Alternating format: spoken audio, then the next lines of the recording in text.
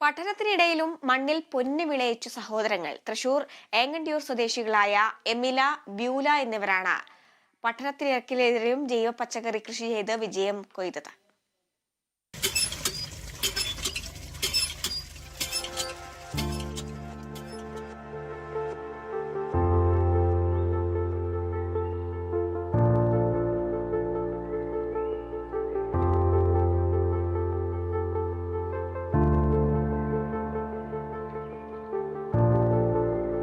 കഴിഞ്ഞ സെപ്റ്റംബർ മാസത്തിലാണ് കുട്ടികൾ കൃഷിക്ക് തുടക്കം കുറിച്ചത്. സ്കൂളിൽ പോകുന്നതിന് മുൻപ് തന്നെ കുട്ടികൾ കൃഷിയിടത്തിലെത്തും.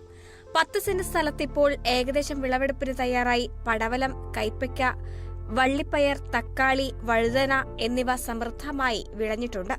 കുട്ടികൾക്ക് കൂട്ടായി ഒഴിവു സമയങ്ങളിൽ ചേട്ടൻ ഏബലും സഹായത്തിനെത്തും.